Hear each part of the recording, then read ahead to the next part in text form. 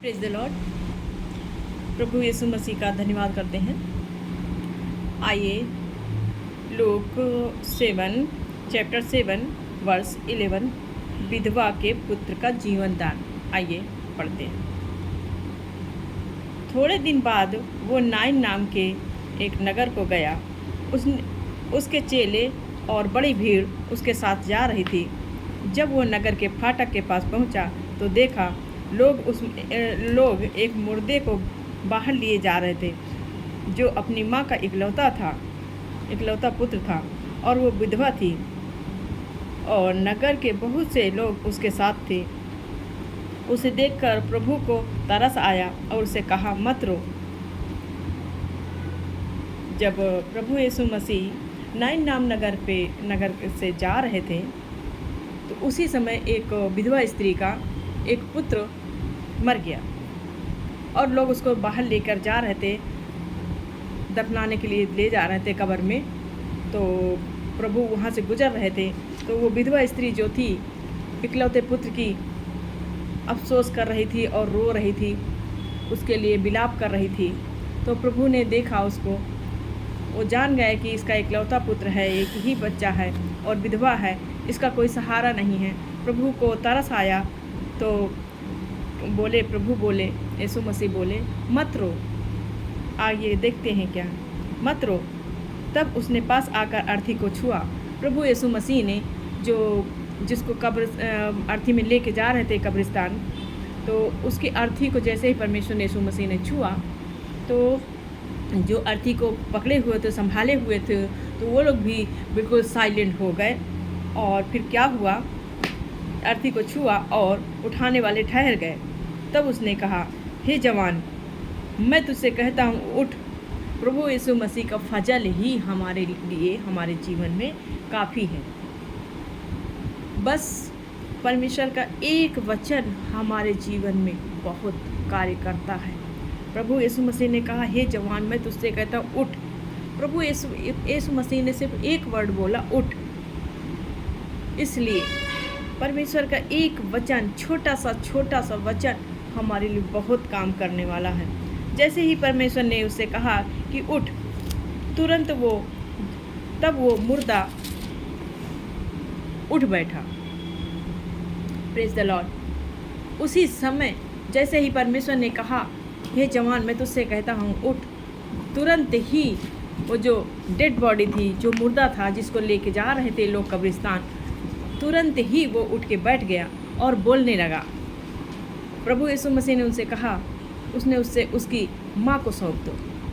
यीशु मसीह ने कहा, उसकी माँ को सौंप दो, क्योंकि वो उससे बहुत प्रेम करती है। वो उसका बेटा है, इकलौता बेटा, जो उसका एकमात्र सहारा था, इससे जो ये आश्चर्य कर्म प्रभु यीशु मसीह ने किया था, जो मुर्दा को जीवित किया था, तो सब पर भय छा गया। सब भय छा गए, अचंभित हो गए कि ऐसा कौन सा भविष्यवक्ता है जो मुर्दा को जिंदा कर सकता है। सब पर भय छा गया और कहने लगे, हमारे बीच में एक ऐसा बड़ा भविष्यवक्ता उठा है और परमेश्वर ने अपने लोगों पर कृपा दृष्टि की है कि प्रभु ने एक ऐसा भविष्यवक्ता हमारे पास प्रकट किया है, पर भेजा है कि सब लोग उसकी दृष्टि, परमेश्वर ने अपने लोगों पर कृपा दृष्टि की है। परमेश्वर ने हमें एक ऐसा सहायक भेजा है जिसकी वजह से कुछ भी असंभव नहीं, हर कुछ संभव। मुर्दे जिलाए जाते हैं, उनके सामने ही ये आश्चर्यचकित घटना हुई तो उन लोगों के अंदर भय छा गया और कहने लगे कि परमेश्वर ने हमारे लिए एक भविष्यवक्ता भेजा है, हमारे ऊपर परमेश्वर ने दया दिखाई है। और उसके विषय में ये बात सारी यहूदिया और आसपास के सारे देश में फैल गई। प्रभु यीशु मसीह का वचन, प्रभु यीशु मसीह की ये आश्चर्य कर्मों का वर्णन सारे देश में फैल गई, आसपास के, यहाँ तक कि आसपास के देशों में भी फैल गई कि प्रभु यीशु मसीह वो भविष्यवक्ता है जो पुराने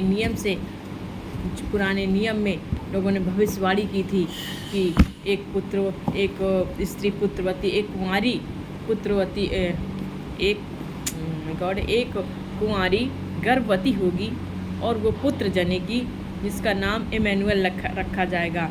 इमैनुअल का मीन्स मतलब परमेश्वर हमारे साथ है। तो परमेश्वर ने सब पर दया दृष्टि की है और परमेश्वर ने एक भविष्यवक्ता को भेजा है जिसकी भविष्यवाणी बहुत पहले से हो चुकी है। परमेश्वर ने इस प्रकार एक स्त्री को बहुत ही आनंदित किया कि उसका मुर्दा बेटा जिंदा कर दिया, उसको सौंप दिया। परमेश्वर का धन्यवाद हो। ऐसे परमेश्वर की कोटि कोटि प्रणाम करते हैं। आइए प्रेयर करते हैं। Thank you Jesus. धन्यवाद प्यारे परमेश्वर, आपके इस आश्चर्य कर्म के लिए प्यारे परमेश्वर हम आपका धन्यवाद करते हैं। दया कर पिता परमेश्वर, आपने हम सब पर पिता परमेश्वर अपनी कृपा दृष्टि बनाई है पिता परमेश्वर, और हमसे अद्भुत प्रेम किया है पिता परमेश्वर।